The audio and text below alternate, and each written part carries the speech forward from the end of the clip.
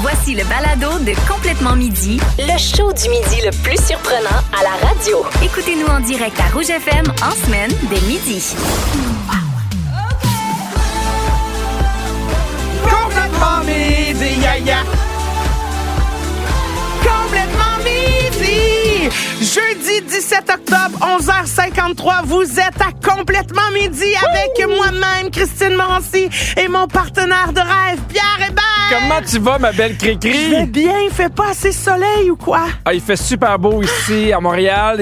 C'est un peu frais, mais c'est une saison que j'adore. Température de rêve, il fait 7, mais gros soleil. Chez vous, il fait quoi? Dites-nous-les! Parce que la gang, on a les meilleurs auditeurs du monde. Ah, ça, c'est vrai. Hier, Ça, c'est vrai. on a oublié de le souligner, mais hier, on a reçu une livraison de cheesecake de la part du Cheesecake Bar de Terrebonne. Aïe, hein? C'était My. le rêve.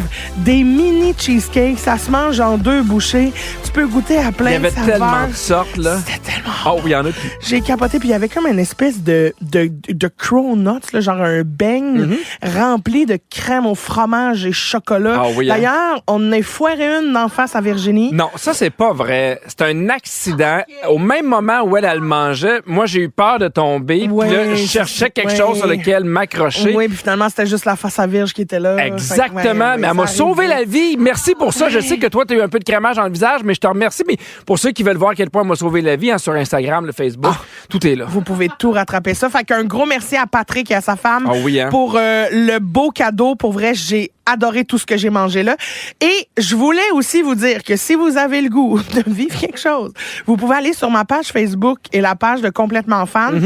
Il y a le numéro de gala qui est sorti, le numéro de gala que j'ai fait cet été avec Billy Tellier. Hey, c'est bon, je l'ai vu. Tout le moi. monde m'écrit pour me dire on a crié de rire, ça fait tellement du bien. Fait que si jamais vous avez besoin d'une petite dose de rire, je pense que ce numéro-là va vous parler. Et dans les bonnes nouvelles, c'est aussi le retour de la campagne des chaussettes de la Fondation Véro et Oui! Louis. À chaque année, ils sortent des chaussettes. On les a, sont beaux, sont doux, sont chauds. Vous pouvez maintenant vous procurer votre trio de chaussettes à la boutique en ligne au fondationveroetlouis.com. Où je sais qu'il y a 280 succursales de Jean Coutu participantes, puis tous les profits seront remis à la Fondation. Puis tu sais, on en parle souvent, mais c'est extraordinaire ce qu'ils font, c'est extrêmement concret. Donc, c'est des bas pour une bonne cause. Oui, vraiment. Et Christine, Oui, Pierre. je vais te parler parce qu'il y a quelque chose que la majorité des hommes se tannent de faire après 26 minutes. Oh, C'est quoi tu penses? j'ai des bonnes idées. Ah oui? Ben c'est long, 26 Mais minutes. 26 pour minutes, ça, ouais, là. c'est long. Oui, C'est oui. long. Ouais, Oui, c'est oui. long. On parle pas de... Non. Ah, moi, je sais pas de quoi on parle. Ben, alors. je te donne la réponse un peu plus tard à l'émission. Ah, bon, parfait. Ben moi, en retour, j'aimerais ça te parler, Pierre, de vulnérabilité, parce que je me suis fait opérer récemment. Une petite opération, puis je pense que j'ai jamais été aussi vulnérable de toute ma vie. Ça mérite que je te raconte ça, Pierre. Je te raconte pourquoi. Après Lady Marmelade, vous êtes à Rouge. Merci d'être là. Ils sont tous sur la même fréquence. Ne manquez pas Complètement Midi avec Pierre Hébert et Christine Morancy. En semaine, dès midi. Rouge. Oui, ça! Hey, Christine, je sais pas comment tu vas faire ton prochain sujet. Elle a dansé, elle s'est frottée sa table, elle a crié. Mais c'est parce qu'on s'emporte avec cette chanson. Ah non, mais tu t'es totalement emporté avec Virginie, mais c'est vrai que c'est une bonne toune. Ça m'a pris 2 minutes avant de partir, mais à un moment donné...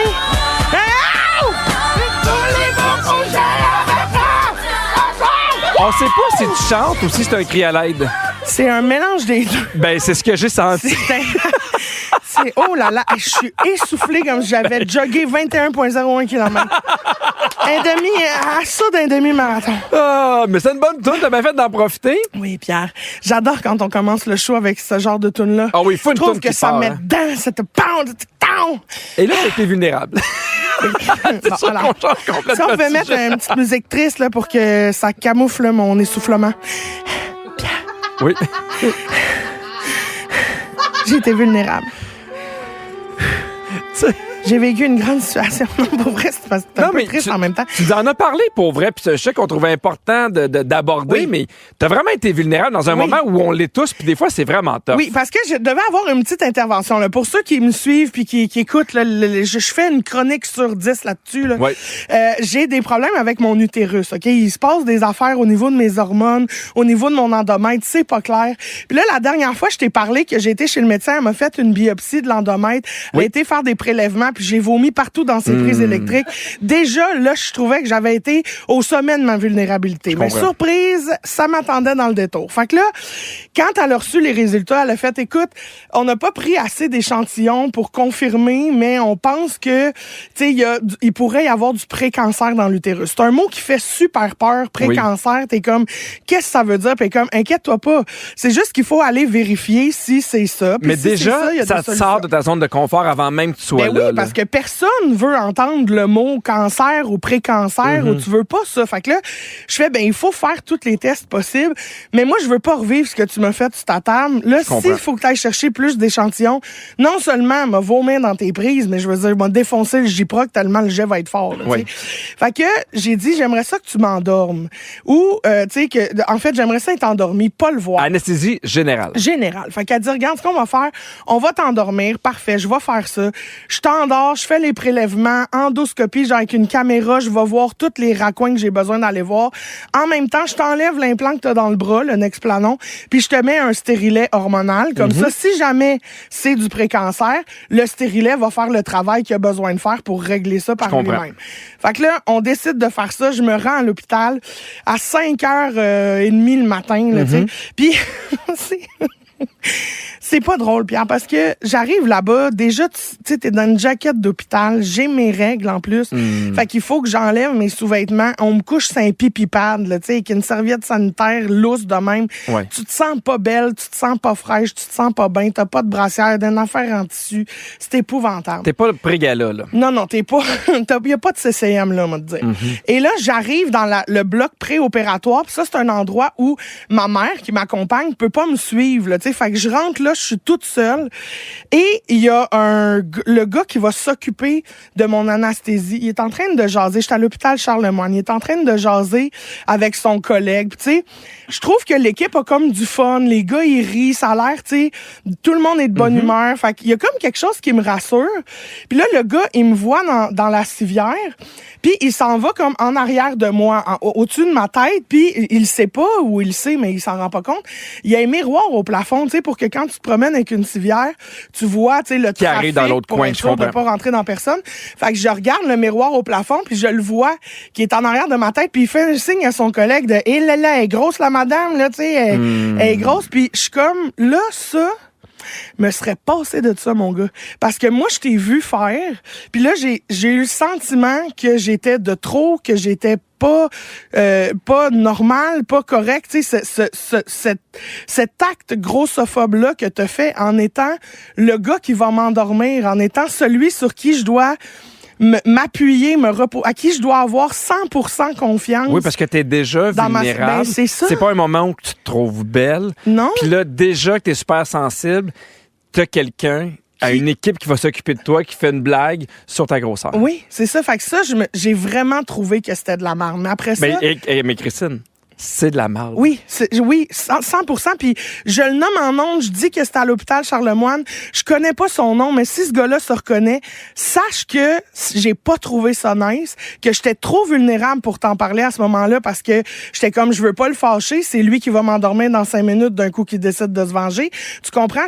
Je voulais pas, mais je veux que tu saches que faut que tu sois conscient de la situation dans laquelle tu rencontres les patients, puis que on a besoin que tu sois beaucoup plus gentil que les autres. Parce que je comprends que pour eux, il y en a tous les jours, il y en a tous les heures. Oui. Mais chacun arrive avec son bagage. Toi, c'est la seule fois dans l'année où tu vas te faire, oui, où tu vas te faire opérer. C'est ça, pour moi, ça. c'est pas mon quotidien, là. Bref, en tout cas, j'arrive dans le bloc opératoire, puis à partir de ce moment-là, tout le monde s'est mis à être smart. Même le gars, il a fait des jokes avec moi, tu sais, gentil cette fois-là, là, tu sais, avec tout le monde. Fait que je me suis sentie plus en confiance. Ma docteure était là, tu sais, tout s'est super bien passé. La messagerie texte, sérieux, les gens, vous êtes tellement sweet. Tout le monde m'écrit pour me défendre, que ça a pas de bon sens, que ce gars-là à l'hôpital, ça avait pas de sens. Puis j'espère sincèrement que quelqu'un va y en parler, puis va le sensibiliser à ça en disant, c'est ton travail, mon gars. C'est ton travail d'être protecteur. D'être bienveillant, d'être rassurant. Exactement. Fait que fais attention à ce que tu dis puis aux actions que tu poses. Et là, bref, tout ça pour dire que il y a un bout de drôle qui arrive dans cette anecdote-là, Pierre. C'est que quand la petite intervention dure 20 minutes en tout, là, c'est vraiment rapide. Mais moi, j'adore faire des siestes. Fait que l'euthanasiste m'a donné quand même, je sais pas c'est quoi le titre de ce gars-là. Là. D'ailleurs, je dis l'euthanasiste, mais il va pas euthanasier. Non, anesthésiste. Anesthésiste, merci. Parce que si c'est un euthanasiste, tu serais moins là pour en parler. Moi, Ça serait... je serais peut-être employé dans le coin avec une lumière qui dit on part en onde, poup, j'allume rouge, là, tu sais. Faire la radio avec toi empaillé, je vais y penser. Oui, OK, bon, parfait. Mais en tout cas, bref, l'anesthésiste, donc, il m'a donné du bon stock, là, tu sais, puis donc, l'intervention durait 20 minutes, mais moi, j'ai dormi 3h15. Fait que quand je me suis réveillée, parce que quand t'es dans la salle de réveil, il y a une madame qui est une infirmière qui est attitrée juste à toi, qui vérifie tes signes vitaux, qui s'assure que tout est beau, puis qui note quand tu te réveilles, comment tu te réveilles, c'est quoi les signes, tout ça. Fait que quand je me réveille, elle est là, oh, bonjour, Madame Morancy. Faites pas le saut, là, on vous a attaché les pieds. Mon rêve. Là, je fais, ben voyons.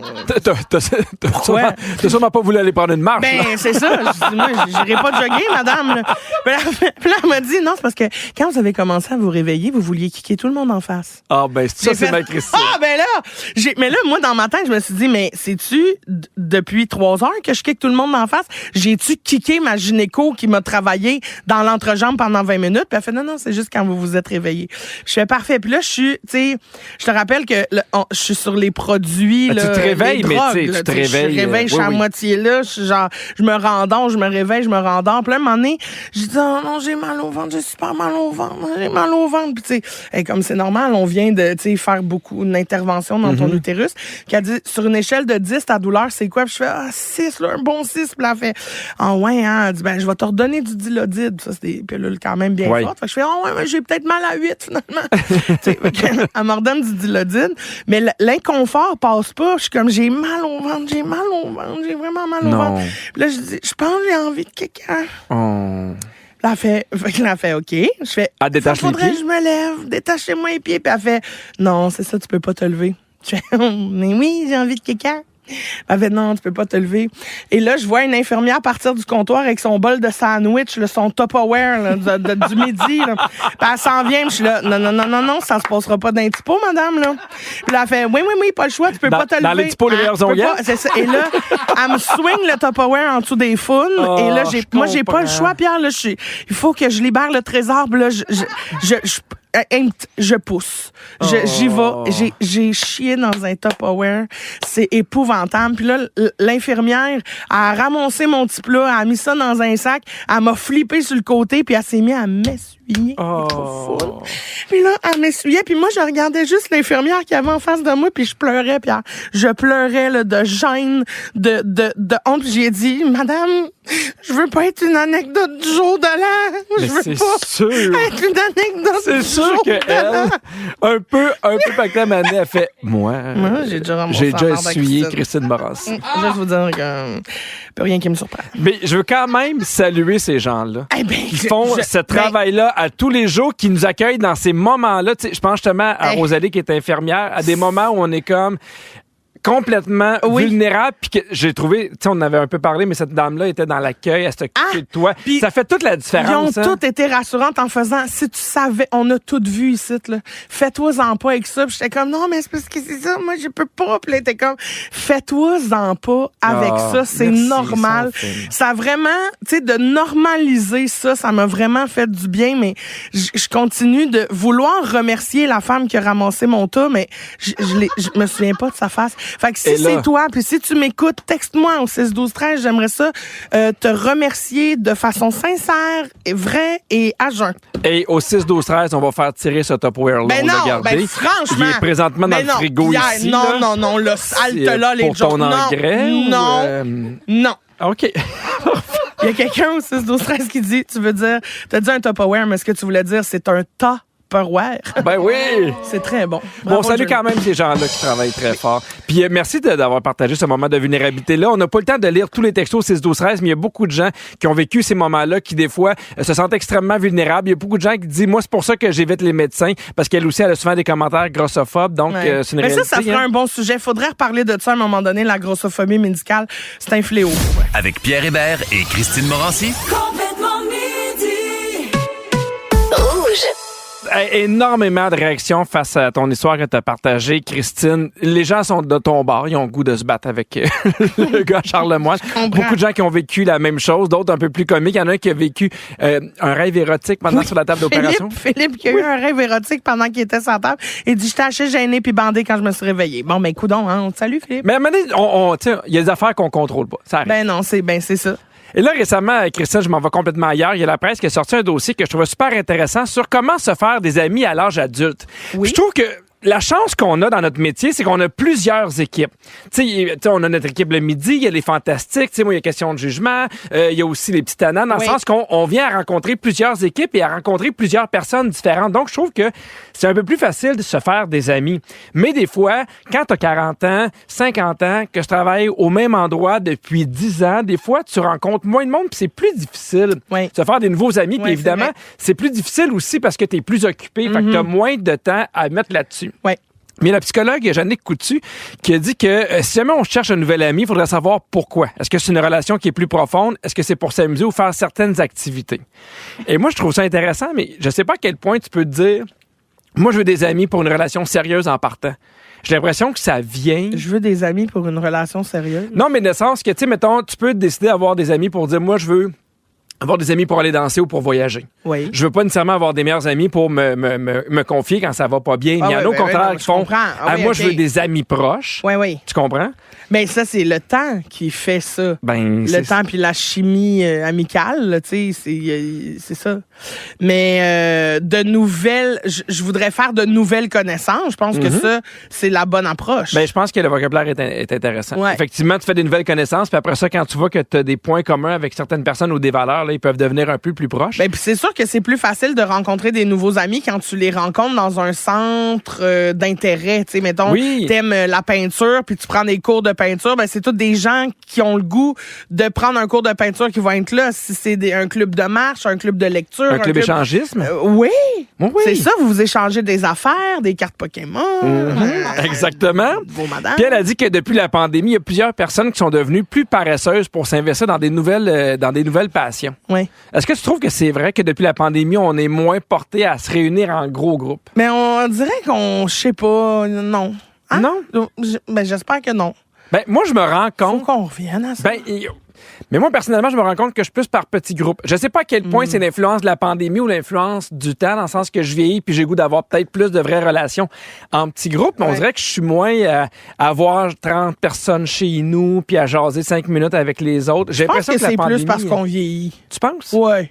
Écoute, il y a une statistique qui est quand même parlante, qu'il y a 28% des adultes québécois qui se sentent isolés. Ouais, ça c'est beaucoup, là. C'est une personne sur 4 qui se sent isolée. Puis moi, là, je le vois beaucoup quand je me promène au Québec. Je me fais beaucoup parler de Complètement Midi. Puis je salue ces personnes-là qui nous écoutent puis qui disent « Hey, moi, j'ai l'impression de vous connaître. Je passe mon midi avec vous autres. J'ai l'impression que, tu sais, vous êtes mes amis. » Il y a beaucoup... En fait, je pense qu'on sous-estime la solitude des gens. Ah oui, vraiment.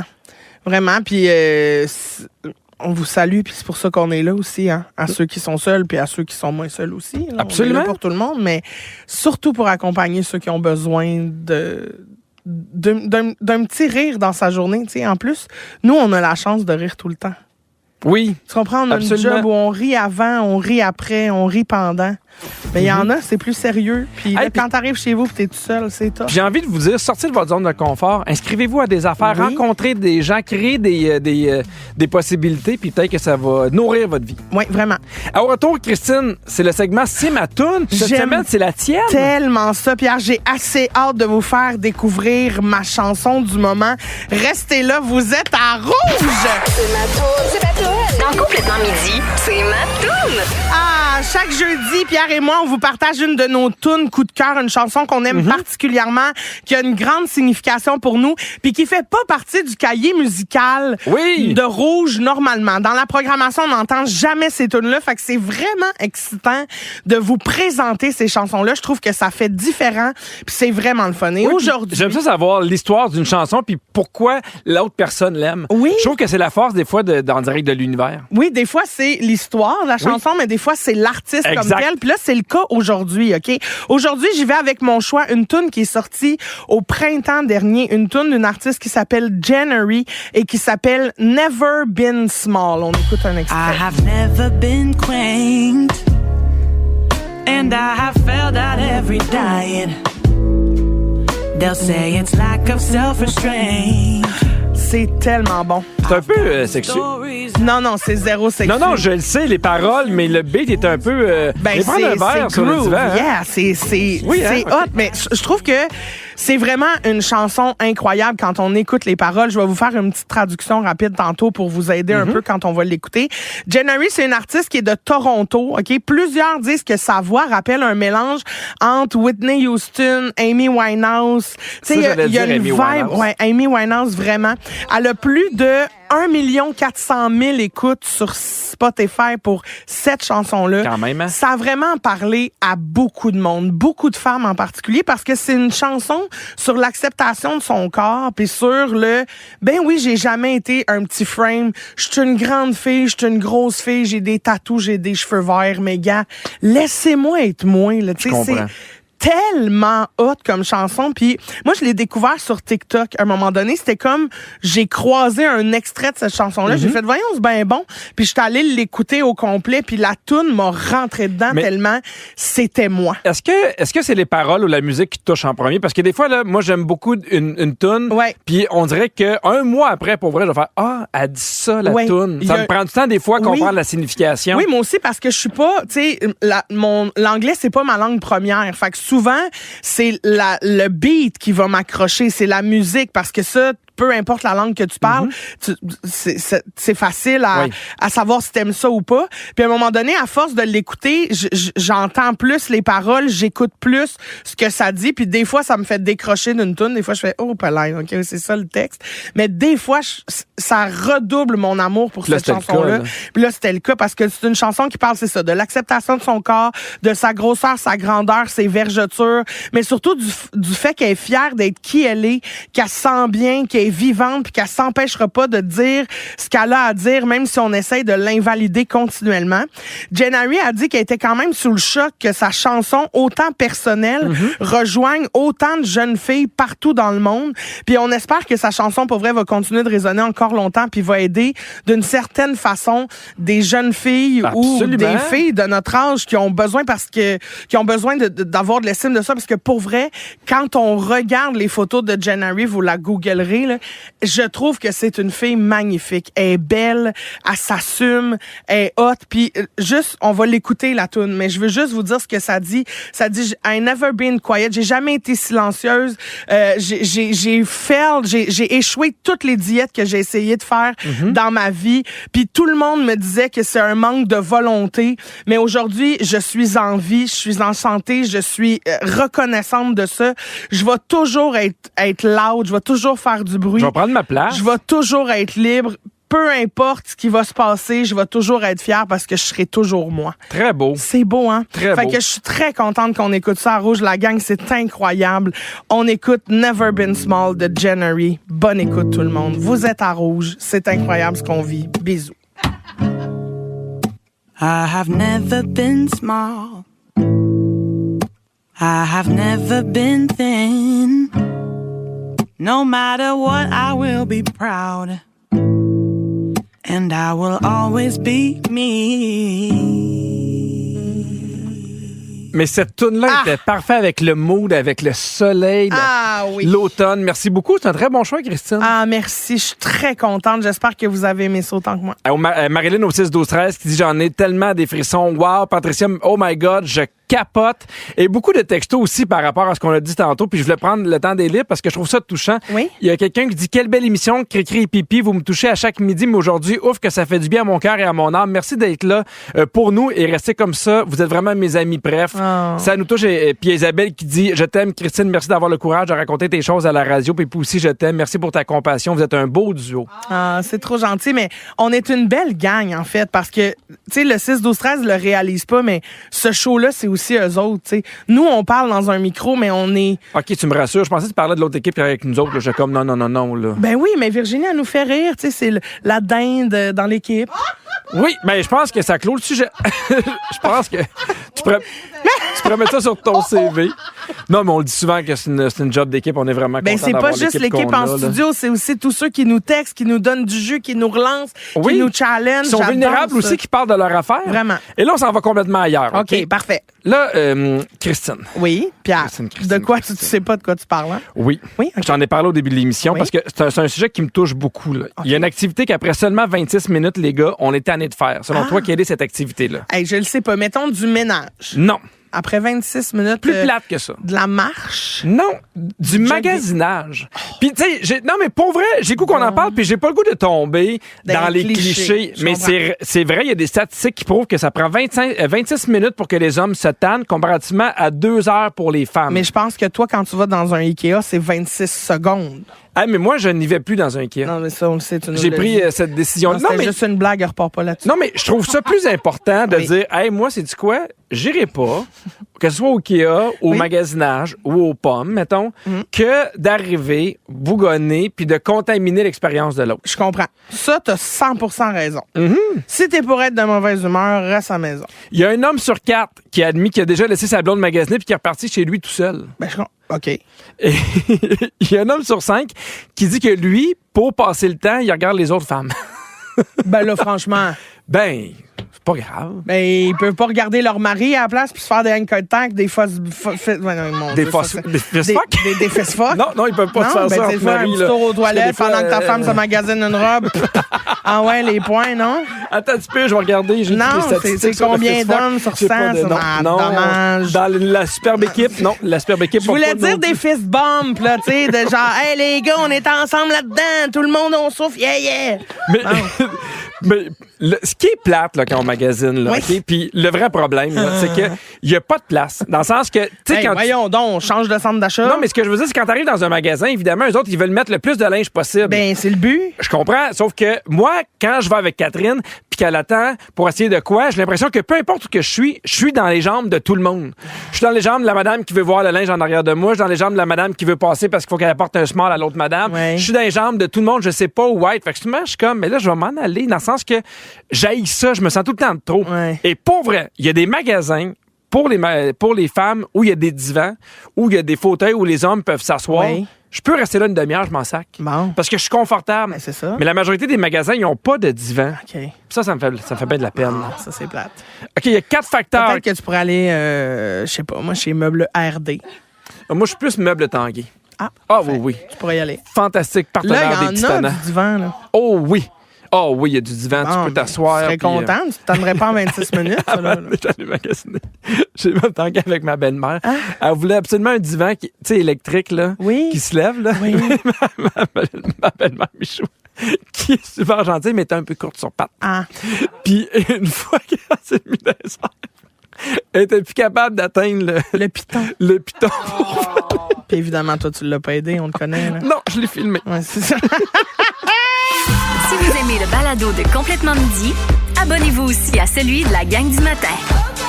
Consultez l'ensemble de nos balados sur l'application iHeartRadio. Rouge. Vous avez choisi Complètement Midi. Et là, on parlait des les hommes qui, normalement, se tannent après avoir magasiné après 26 minutes. Toi, ça prend combien de temps de tanner? Oh, ça dépend des fois.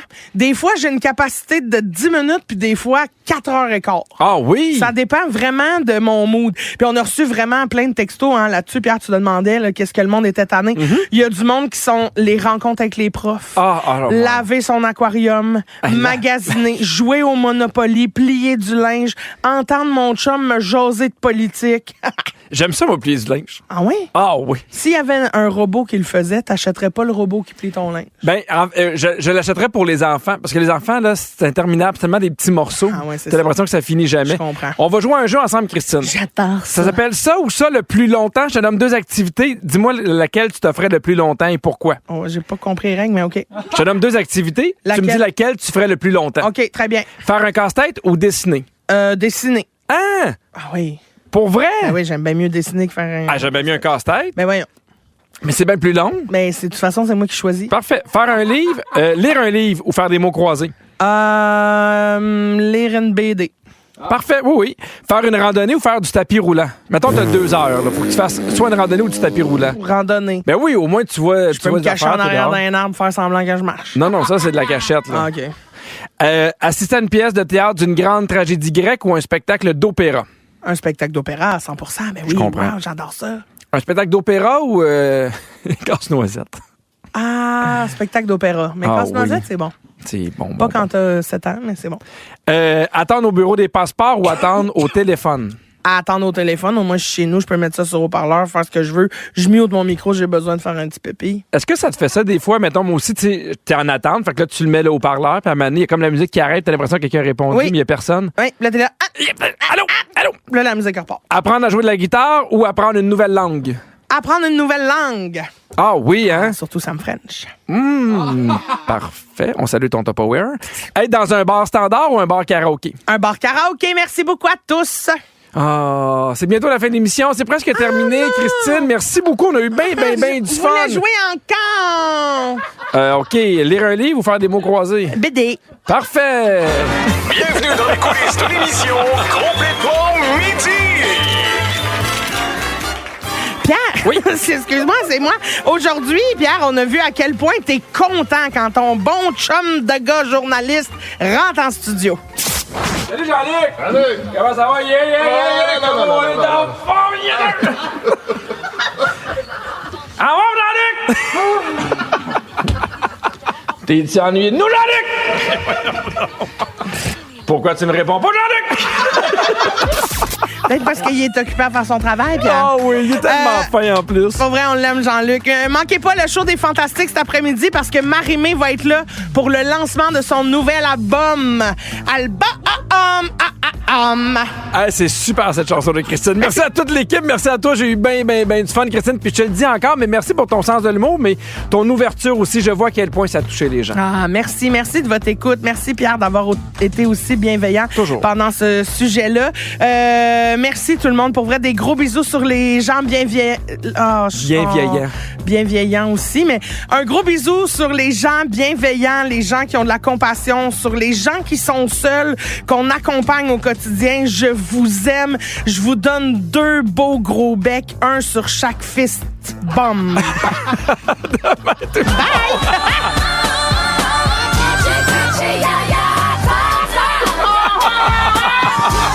Bye!